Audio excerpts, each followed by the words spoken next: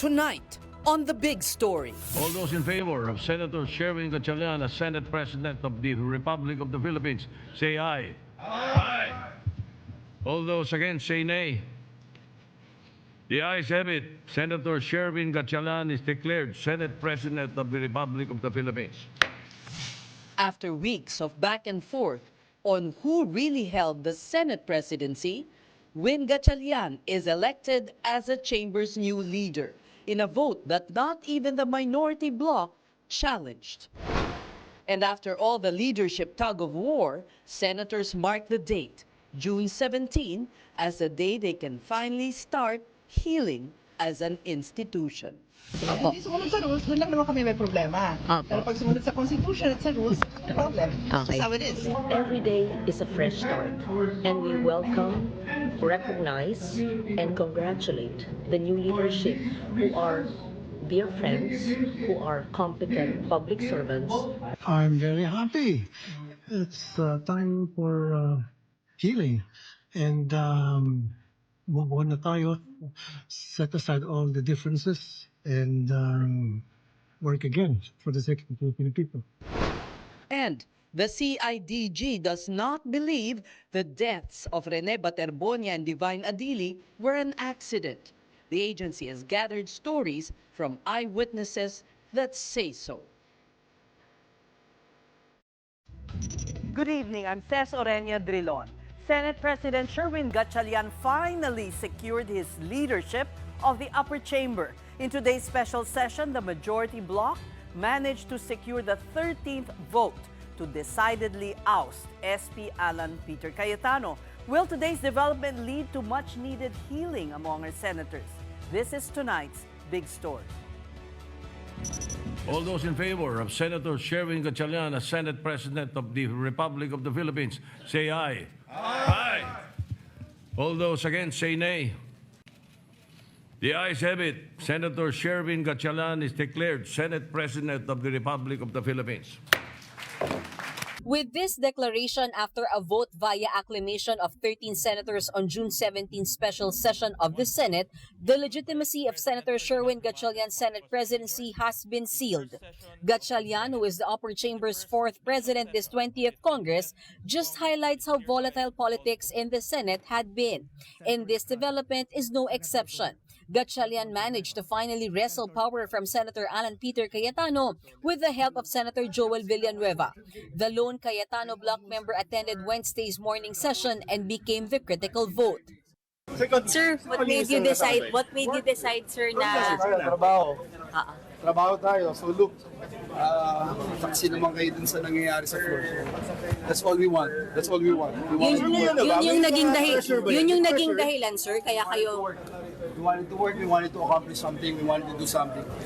Before the morning session, Cayetano already indicated his intention to step aside, with Gatchalian's bloc clearly having the numbers. Cayetano said he already spoke with Villanueva and that he will not stand in the way if a new Senate President is elected.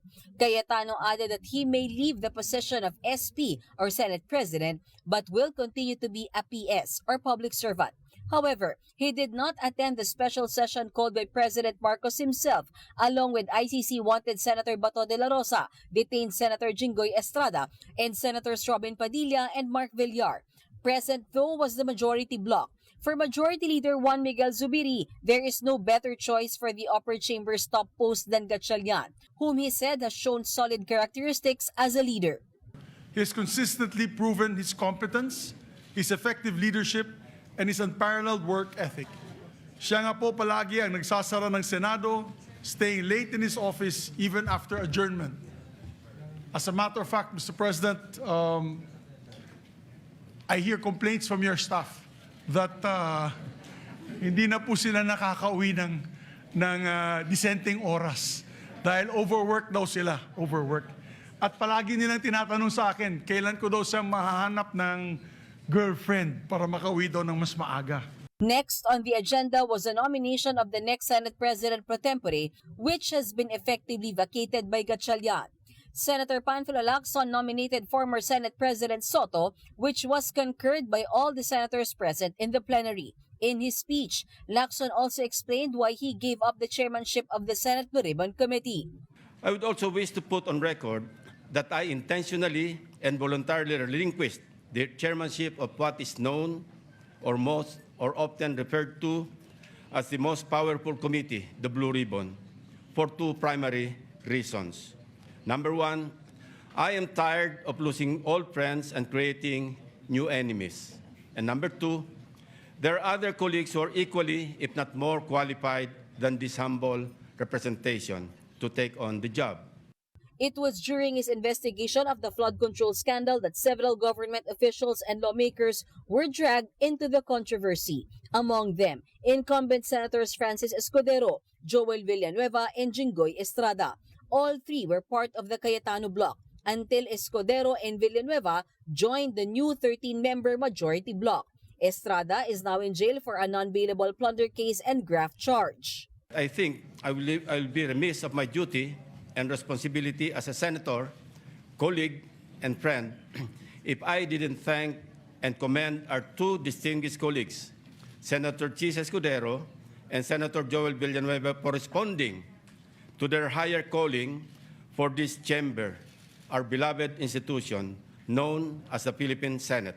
Senator Erwin Tulfo remains chair of the Blue Ribbon Committee, with Lacson and Senator Kiko Pangilinan as vice chairman. All senators except Escudero have also been named members of the powerful committee. Among other major committee posts approved were Tulfo as chairperson of the Committee on Energy and Social Justice, Pangilinan as chairperson of the Constitutional Amendments, Justice, and Agriculture panels, Senator Bam Aquino as lead of the Committees on Trade, Basic Education, and Science and Technology, while Senator Risa Hontiveros was named chairperson of the Committees on Health and Women and Children. Senator J.V. Ejercito is now chair of the Committee on Finance and Local Government. Soto heads the National Defense and Ethics Committees, while Zubiri was given chairmanship of the Foreign Relations and Rules Committees. Lacson is chairperson of the Ways and Means Committee. Senator Raffy Tulfo will steer Public Services and Migrant Workers panels. Senator Lito Lapid is leading Games and Amusements, and Senator Villanueva will be on top of the Higher Education and Labor Committees. Zubiri again is Majority Leader and will have as deputies Ejercito and Villanueva. The chamber also elected Lacson, Zubiri, Villanueva, Hontiveros, Soto, Raffy Tulfo, and Ejercito as members of the commission appointments. Minority senators sitting in the CA are Rodante Marcoleta, Amy Marcos, Bongo, Jinggoy Estrada, and Loren Legarda. I congratulate Sherwin, a dedicated, disciplined, hardworking, brilliant colleague and a dear friend. So I congratulate all of them, and I'm glad na 13 ang boto, so maayos na, legal na.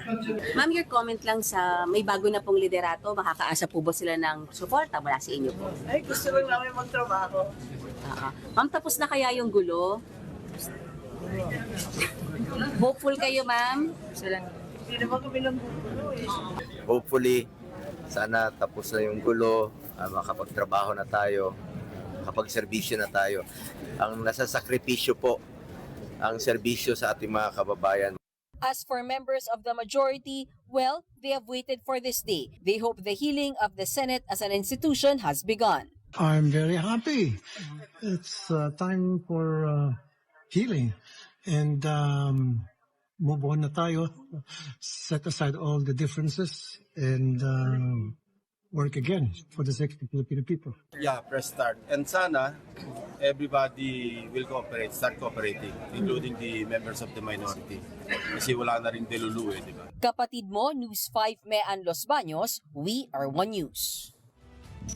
Palace Press Officer Claire Castro congratulated Win Gatchalian in his election as Senate President. She also thanked lawmakers for heeding the President's call to work on pending bills aimed at improving services to the public. Ang gusto ng Pangulo ay magkaroon ng kaayusan sa Senado dahil kailangan sila talaga magtrabaho. So, nasa kanila pong kamay yan. Sa ngayon po, ang obligasyon ng Pangulo ay ginawa niya.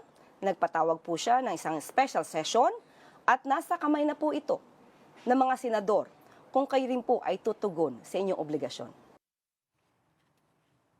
At the House of Representatives, leaders say they look forward to working with Gatchalian as the Senate's new leader. For Speaker Boji D, Gatchalian is coming in at a crucial period as Congress continues to fulfill its constitutional mandate to address issues that impact the lives of Filipinos. He reiterated the House commitment to maintaining close coordination with the Senate to advance priority legislation and pursue reforms. House Majority Leader and Presidential son, Sandro Marcos, echoed these expectations. I know how level-headed he can be, so I think that's exactly what this current political climate needs, especially there in the Senate. Level-headedness and just the need for all of us to really get back to work. For their part, House prosecutors hope that under Gatchalian's leadership, the impeachment trial of Vice President Sara Duterte will go on as scheduled. The Senate, as an impeachment court, hopes to open the trial by July 6. This is a welcome development, and now that the Senate has resolved the leadership issue, we also hope that the Senate can focus now with its constitutional duty to proceed with the impeachment trial without necessary delay and other distractions. So we congratulate the election of Senator Win Gatchalian as the duly elected Senate President. The special session at the Senate has already adjourned, but there was a morning and afternoon session. Let's get more details from mobile journalist Merimon Reyes. Merimon, there were senators among the minority who were notably absent. Sino-sino sila? Session sa Senado. Hindi natin nakita ang kahit na sino from the minority bloc or the Cayetano-led bloc. However, nung nag-suspend muna panandalian yung special session para sa pagkukonvene naman ng Commission on Appointments, doon natin nakita ang presensya ng minority senators, including Senator Rodante Marcoleta, Senator Bongo, Senator Loren Legarda, Senator Amy Marcos, na pumasok sa session hall para sa CA. Pero we also noticed na nung 3 p.m. nung nagpatuloy naman na yung special session dahil tapos na yung sa CA, yung confirmation ng promotion ng ilang mga general o parte ng gabinete, yung mga flag bearers o kaya yung posisyon doon sa CA, hindi natin nakita si Senator Amy Marcos nor si Senator Rodante Marcoleta sa special session. Ang nakita lang natin so far is sina Senator Camille Villar, Senator Bongo, sina Senator Pia Cayetano. Pero still, Senator Robin Padilla, wala rin siya. Si Senator Alan Peter Cayetano, wala rin. Si Senator Jigo Estrada, we know nasa kustudiya siya ngayon doon sa QC City Jail. And Senator Bato de la Rosa is still at large. So, iilan lang bilang lang sa daliri yung naging present kaninang minority senators. Ses. Any explanation for Senator Robin Padilla's absence? So far, Ses, no response, nor reaction, nor comment ang nakukuha pa natin mula sa panig ni Senator Robin Padilla. However, we saw posts online na mukhang may special screening sa isang pelikula ang pinuntahan ni Senator Robin Padilla ngayong araw. Pero simula kanina umaga hanggang sa matapos adjourned sinidie ang session, hindi natin nakagilap itong si Senator Robin. Si Senator Mark Villar din, hindi rin siya present. And ang huling info nating nakuha from his office is that nasa ibang bansa raw si Senator Mark due to personal reasons. Pero yun last yung pinaka info na meron tayo as of this hour. Ses. May paliwanag ba si Senator Marcoleta kung bakit CA lang ang kanyang pinuntahan at hindi yung hapon na sesyon ng Senado? Wala, Sese. So far, walang pagpapaliwanag pero naging present naman itong senador sa CA. And yung isa kasi, kung babalikan na lang natin yung mga lumipas na linggo, very headstrong din si Senator Marcoleta in holding the ground na ang legal na may hawak ng liderato ay si Senator Alan Peter Cayetano and hindi raw ayon sa saligang batas yung ginawang June 3 session and illegal daw yung naging yung power shifting during that time. Pero sa nakita naman natin kanina na secure ng Gatchalian bloc yung decisive majority na at least senators ang kailangan bumuo para makapag-elect ng Senate officers. Kaya naman aabangan na lang natin sa mga susunod na araw o linggo kung ano ang manifestation naman ngayon ng dynamics o relasyon ng mga senador sa isa't isa. Ses. And in the afternoon session, there was a heated exchange between Senators Pia Cayetano and Risa Ontiveros. So This measure is about protecting patients' rights. However, Pia Cayetano had authored an earlier bill about 15 years ago. Tell us more about the exchange of the two senators.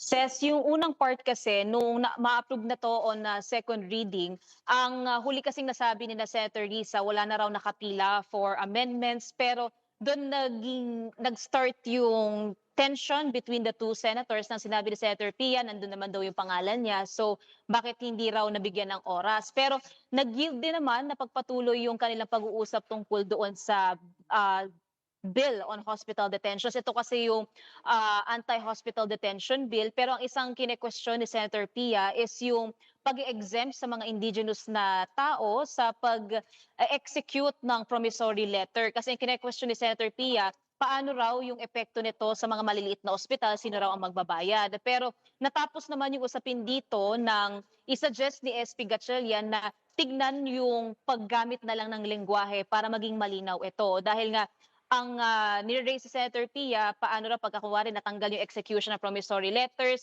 paano yung epekto ito sa business, tsaka yung pagbabayad daw, sino ang magbabayad sa mga pasyenteng ito. And ang sabi rin naman ni Senator Risa, even mga nanggagaling sa middle classes na mga tao, nagkakaroon din daw ng problema pagdating dyan. So far yun yung nakita nating pangyayari from the exchange between these two senators. Ses. Tumungo naman tayo sa mga preparasyon para sa impeachment trial. Talagang definite na ba na ang presiding officer sa trial ay si Senator Cheese Escudero?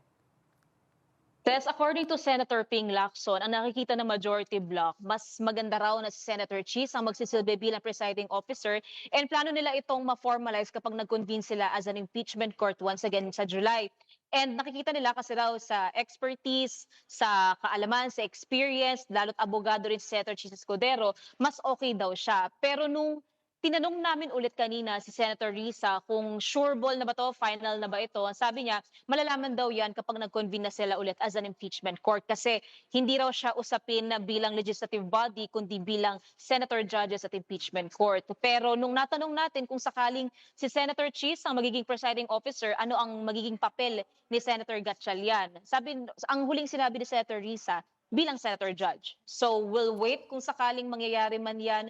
And ang malinaw rin sa ngayon, bukas, sisimulan na yung pre-trial conference. Pero closed door meeting ito kung saan magkakaroon ng marking, ng ebidensya, ng witnesses, yung paglalatag ng timeline para maging maayos yung daloy ng impeachment trial proper. Ses. All right, thank you for your comprehensive reporting, mobile journalist Merimon Reyes. And now, let's get insights from a former Senate President joining us tonight, ex-SP, Coco Pimentel. Welcome to the Big Story, Senator. Thank you, Ces. Magandang gabi po sa inyong lahat. Senator, alam nyo na, nadaanan nyo na itong mga changes in leadership, and those who are watching refer to this as the season finale na daw ng Senate Flicks. Sa tingin ninyo, ito na nga ba finale na at they will buckle down to work, or it's still a shaky hold on the Senate presidency by Win Gatchalian? It's actually 13-11, di ba? So there's still a big minority, but we should welcome the existence of a minority. And the bigger the minority, the better. But nakita, I saw their attitude earlier today. So Senators Pia, Loren, Bongo attended because they all want to work. Ganyan naman po ang karamihan ng mga senador. They really want to work kasi they each have personal advocacies. Gaano pong kahirap maging Senate President? When it was held by Senator Soto, there were complaints, hindi daw siya maalaga. Paano po bang pasayahin ang mga nasa kampo ninyo based on your experience? Mahirap maging Senate President, but I think mahirap maging leader in any organization because there are different personalities And of course, there are also sensitivities and egos to deal with, di ba? So, and because of the very weak political party system in the Philippines, you have to deal with the individual person. So you should be very careful because of sensitivities. So mahirap, mahirap. But that's part of our culture in the Philippines. And the SC petition of the Cayetano bloc, is it rendered moot by what happened today? I have not read the petition at all, but for the issues, kunyari, the petition raises the issue of who is the Senate President. That particular issue, I think, has been rendered moot. But if the petition raises other issues, then pwede posibleng buhay pa yun. How about yung numbers kasi? The Constitution says all, so there is a presumption that you have to count 24. But there is a possibility na malalagasan pa ang mga senators because of pending cases.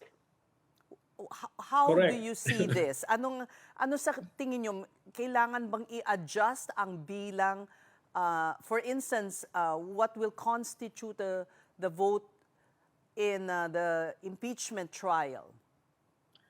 How do you count? I always respect the opinions, the legal reasoning of former Senior Associate Justice Carpio, Antonio Carpio. And he is the one developing this interpretation or legal theory. So I'm listening because I started with the belief that when the Constitution says all the members of the Senate, we count all those being called in the roll call.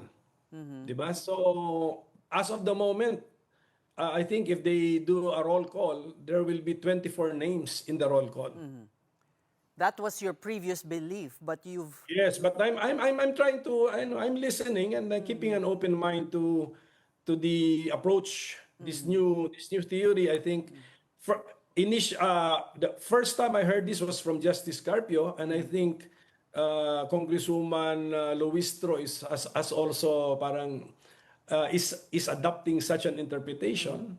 And let us see, because the reasoning, if you go back to the reasoning in one of the arguments, no, the well reasoned arguments in the 1949 Avellino versus Cuenco case, they talk about you only count those who are subject to the coercive power of the Senate, right? Because this is linked with the power of a smaller group of senators to order the quotation marks natin arrest of the absentee senators. Yun eh, medyo konektado yung powers na yun eh. So if you cannot do that because the person is a senator is abroad, then do not count him.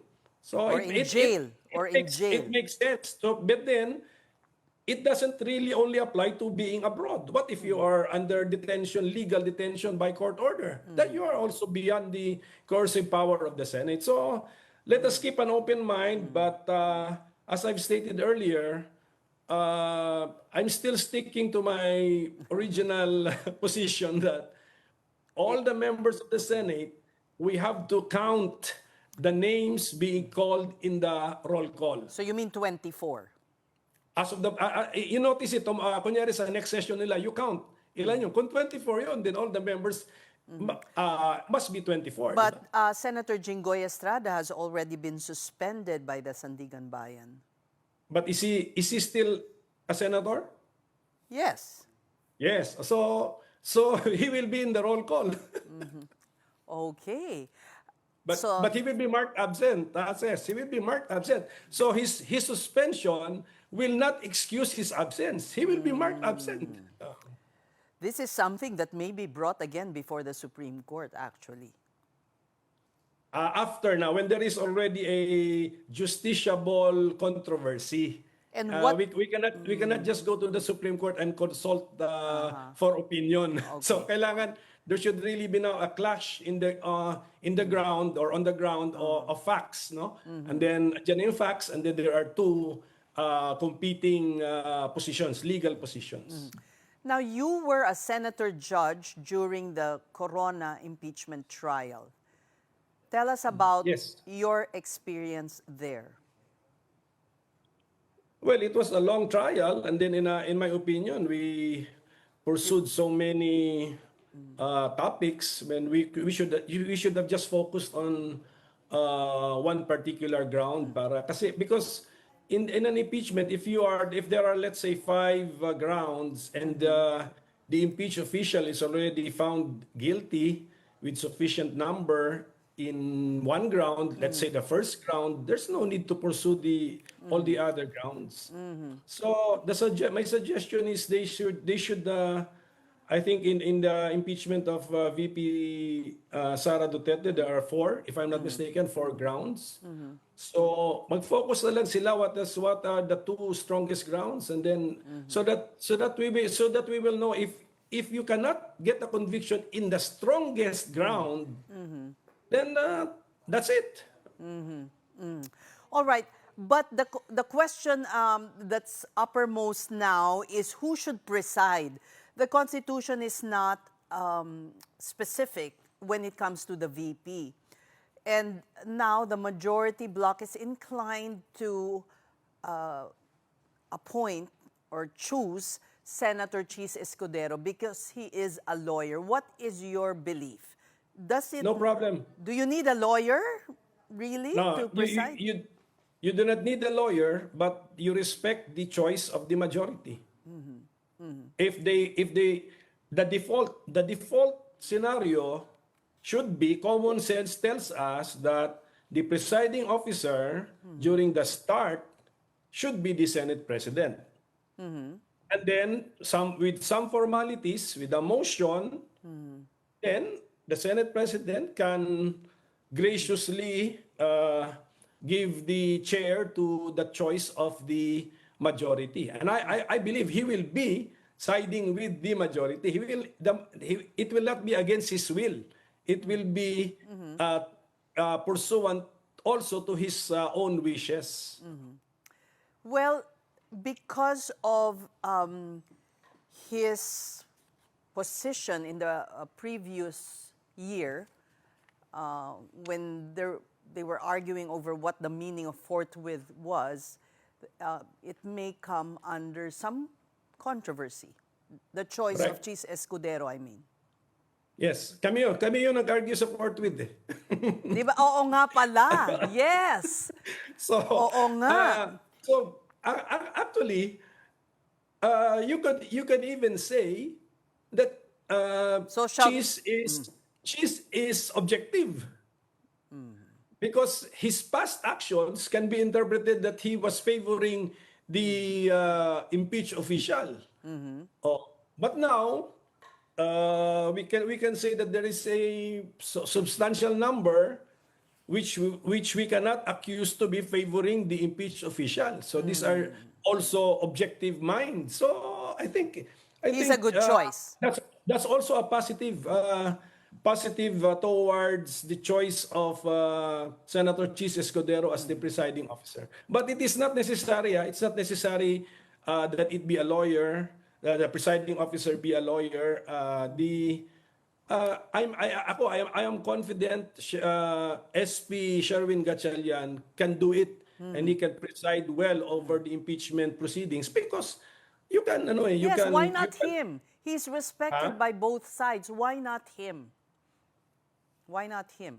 It could be him, but if he wants to relinquish the chair to a lawyer, and the majority will back up the decision, and that is also the decision of majorities, it will be implemented. It will be respected and implemented, and nothing unusual with that, or nothing extraordinary or questionable with that. So ngayon, hindi kayo nag-succeed noon nung nasa Senado pa kayo. What do you think now? Do you see the impeachment trial happening? Yes, di ba July 6, I think. Well, there And I think there is some preliminary tomorrow is a activity. pre-trial conference. Pre-trial, they call it the pre-trial. So, so looks like it will now push through. Now, let's go back to Alan Peter Cayetano. Do you see him continuing his boycott? He didn't show Sana up today. hindi. Sana hindi. You know why? Because I believe he is still, the minority has chosen him to be the minority leader. So the minority leader must always also be present. Okay, so he must be present all the time so that because he is the default voice of the minority. So when the minority leader raises his or her hand, the presiding officer must give priority to listen to the side of the minority. So I hope that he will attend 100% of the sessions. All right. Now, going back to what you said, there must be a justiciable event that controversy that would trigger the SC to decide on the matter of the numbers. Will this be triggered by when the impeachment trial will or the senator judges will vote on whether to convict or not the VP? Would this constitute I think that a justiciable controversy? I think those are the facts, no? Those are that is the scenario which could possibly give us the factual situation which will give us a justiciable issue or controversy. And it will be in the controversy will be in the count, whether the count is sufficient to convict. Okay? Kung acquittal kasi, wala na yun. I mean, kunyari, malaki yung number ng not guilty, tapos na yun. But hindi na let us say, I think yun. That's the combination of facts which I believe could give rise to this justiciable controversy. However, and finally, Senator, there are those of the view that a conviction is not really necessary, but really more for the public to know the extent of the evidence that the prosecution has, is really the aim of the panel. If that's their aim, that's their call. But the purpose here is to really have a trial. Sabi ng Constitution says. Hindi kasi wala po yung boto eh. Looking at the complexion of the Senate, wala yung boto. They don't have the numbers. No, but we have to reach that point where we will now call on the senators to publicly state their judgment, their position, whether guilty or not guilty, convicted or acquitted. So that's the responsibility naman of the senator judge. So hintayin natin yun. So I mean, let's not accuse the prosecution that they only want to show the evidence to the public. Of course, they are prosecuting because they want a conviction. But then, if their effort should result in an acquittal, then accept it because that's part of the constitutional process. There are two constitutional outcomes in an impeachment. Number one is guilty or convicted, or not guilty or acquitted. Dalawa. And the Constitution allows this. So tanggapin po natin yun. If it's a conviction, tanggapin ng taong bayan. If it's an acquittal, tanggapin din ng taong bayan. Senator, nami-miss nyo ba ang Senado pag pinapanood nyo yung mga pangyayari? Yung Senate flicks na tinatawag. Actually, ngayon hindi. Because busy tayo sa pamilya. Any chance that you will return to the Senate? Are you going to are you going to try again? Well, I'm qualified in 2028, so we will keep our minds open for that, Ces. We thank you for sharing your insights with us, former Senate President Coco Pimentel. This is the big story on One News. Next are updates on the Aurora tragedy and this challenge from the CIDG chief. Man up, be man enough to face the investigation in the interest of justice and equity para doon sa dalawang players which you call as your brother. Because if you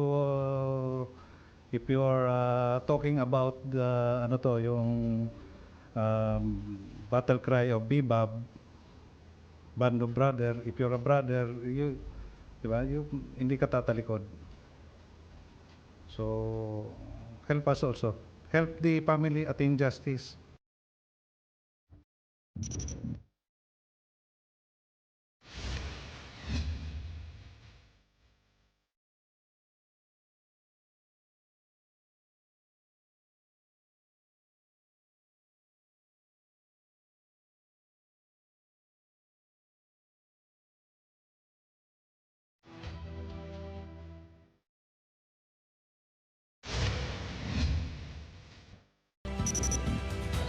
Yung may family.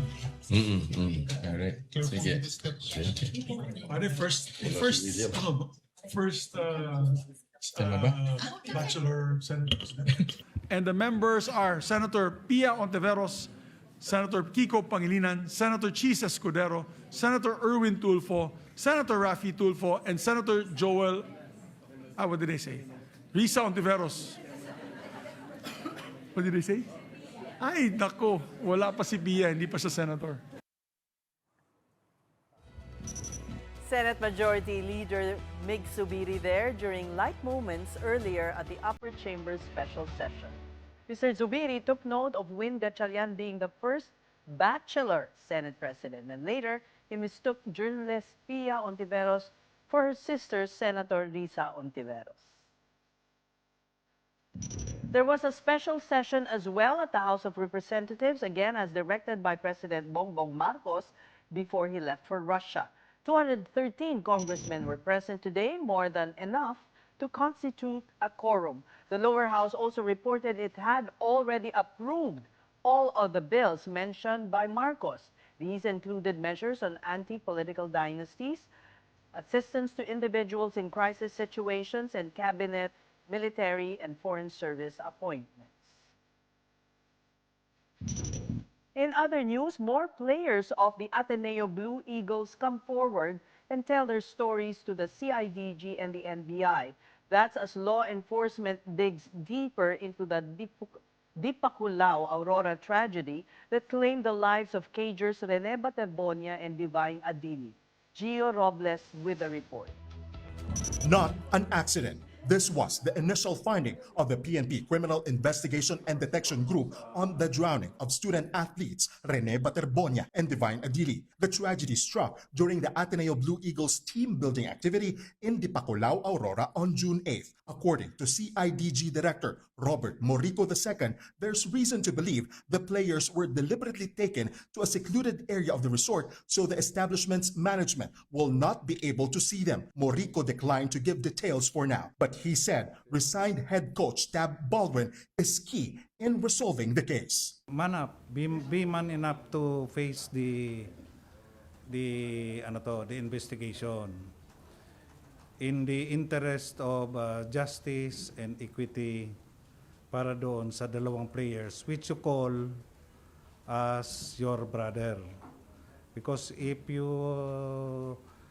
are talking about the yung battle cry of Bebop, band of brother, if you're a brother, you hindi ka tatalikod.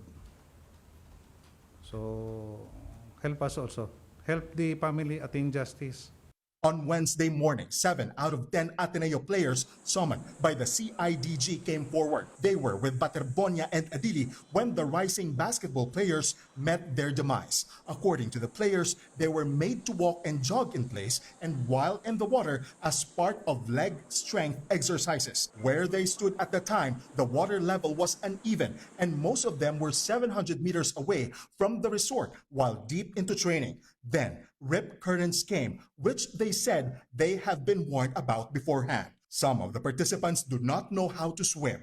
Apart from these stories, the CIDG expects to hear more in order to paint a clearer and more complete picture of the events that led to the drowning of Baterbonia and Adili. The law enforcement agency is expecting other players and members of the coaching staff to turn up in their office on Thursday, June 18. And by Friday, they want to hear from Baldwin as well as Ateneo's first responders.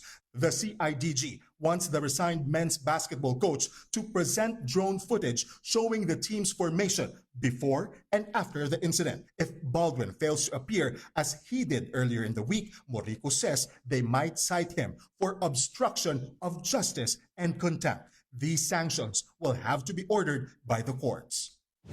At the National Bureau of Investigation, Ateneo team members also appeared for a parallel investigation. Among them, Kiefer Alas and Sam Reyes, who had earlier given broadcast journalist Pia Ontiveros their account on the incident. With them were Blue Eagle alumni Lebron Nieto and Kyle Ong. NBI Director Melvin Matibag assures the resignation of Baldwin and team manager Epo Quimpo will not affect the outcome of the investigation. Further, they learned Quimpo was out of the country when the tragic team-building activity happened. But as one of the team's leaders, that does not automatically absolve him from the probe.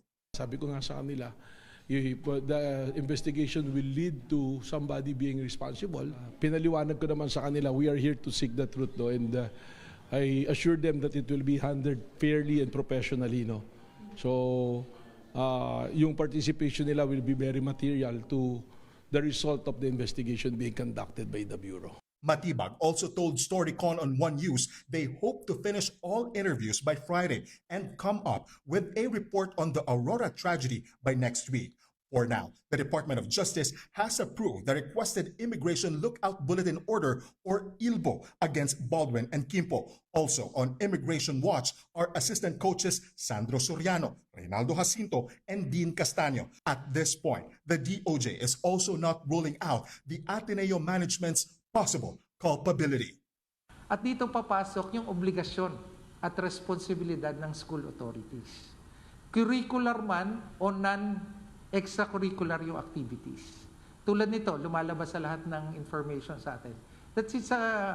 It's a university acknowledged activity. So tinitingnan po natin. Of course, titingnan kung yung liability. Liability ng eskwelahan, liability nung involved, liability ng coach. Sino bang involved dun sa activity? May kapabayaan ba? Meron bang direkta na aksyon? Meron bang active o meron bang pagkukulang sa dapat ay pag-iingat na ginawa niya? Sa pagpili po ng lugar, ang pinili bang lugar ay sobrang peligroso. Bakit nyo dyan dinala? Kapatid, for News 5, Gio Robles, we are One News. We are hitting pause on the hard news. Next, we have Tom Hanks, Tim Allen, and Taylor Swift. Stay tuned. Be honest. Be honest. Be kind. You got to be there. Presence. I think that it would be really awesome if they thought of somebody that they had amazing memories with that they haven't seen in a long time, or someone that they miss.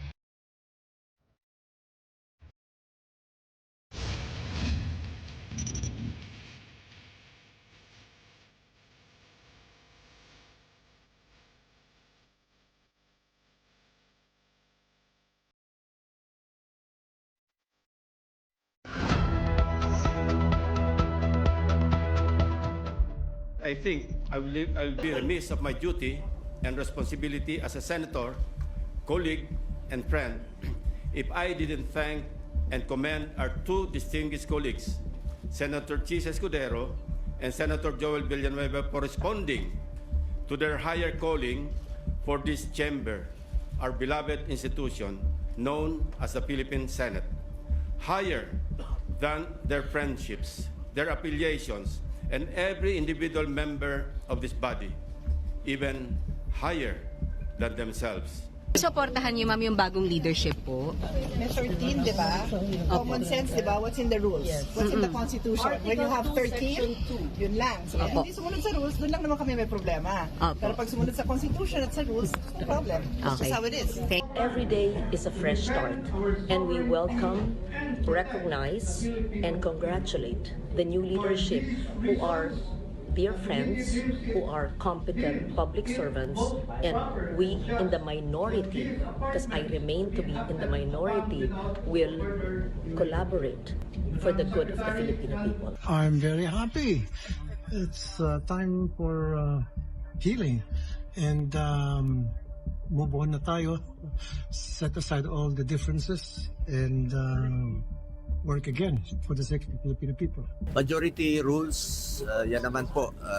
This is a collegial body. Tapos na po. So let's move on with the new leadership, with the new majority. This is democracy. Ganun naman talaga. And as promised, we have more stories. Here are the day's other headlines from mobile journalist Arles de los Santos. President Marcos landed in Kazan past 7 a.m. local time to attend the ASEAN-Russia Commemorative Summit. Marcos will co-chair the summit, which is marking 35 years of dialogue relations. The Philippine chief executive will also sit down with his Russian counterpart, Vladimir Putin, in time for the 50th anniversary of diplomatic ties between Manila and the Kremlin. Caretakers while the president is away are Executive Secretary Ralph Recto, Labor Secretary Francis Tolentino, and Agrarian Reform Secretary Conrado Estrella.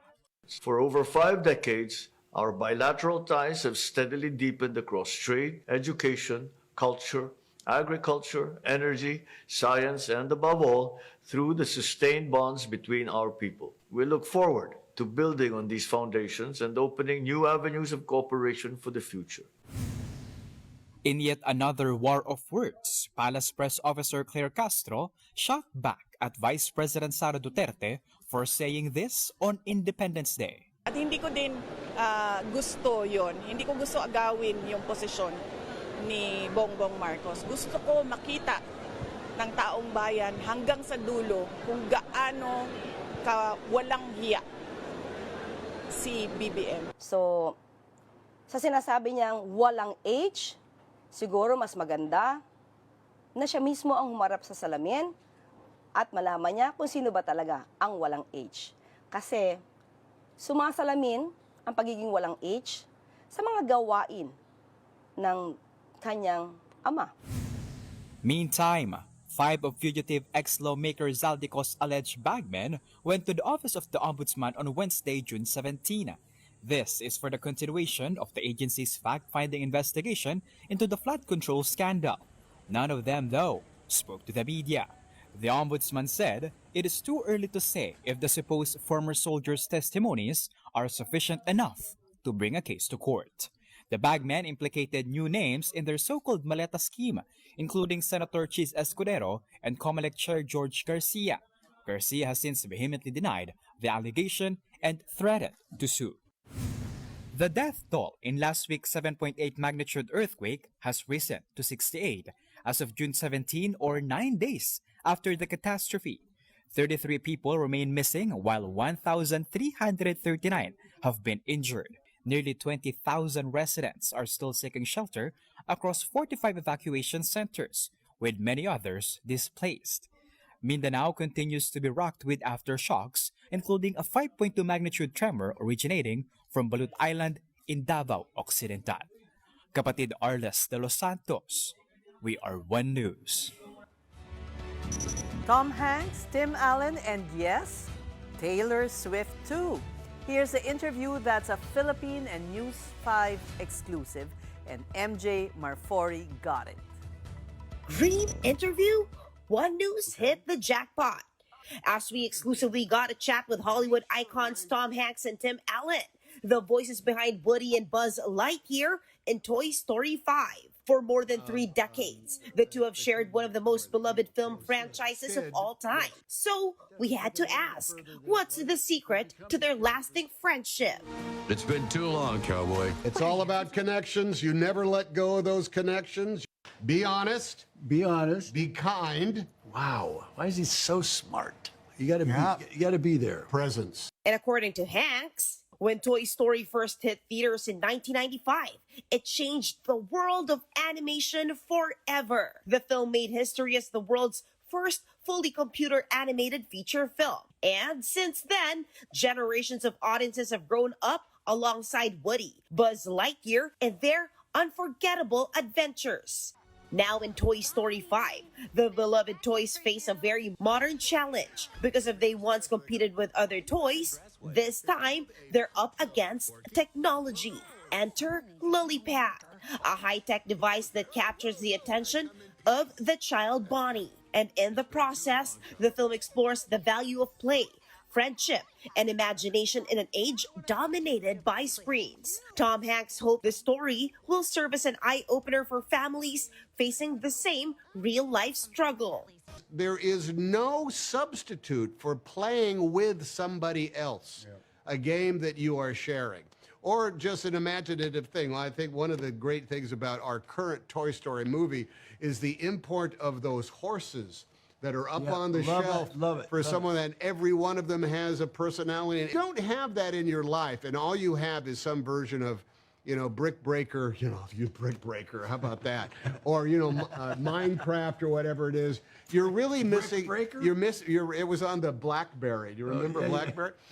You really are missing out on one of the pleasures of being alive, and that is play. For Hanks, nothing can replace human connection, shared play, and the power of imagination. And like many of us, one of the stars who grew up with Toy Story is none other than Taylor Swift. Now part of the Toy Story 5 journey, Swift is helping amplify the film's message about friendship, connections, and the people who leave a lasting impact in our lives. I think that it would be really awesome if they thought of somebody that they had amazing memories with that they haven't seen in a long time, or someone that they miss, knowing that that person could come back into their life, or just the feeling that sometimes people's paths diverge, and that doesn't mean that that's the last time that you get to feel those memories or know that person. And sometimes when you look back on your childhood, those memories, that's special in itself. A message that continues to resonate with Toy Story fans across generations. Toy Story 5 opens in Philippine cinemas today. MJ Marfori, We Are One News. And those are the big stories this midweek. I'm Ces Oreña-Drilon, kapatid. We are One News, your side, all the time. Have a good night.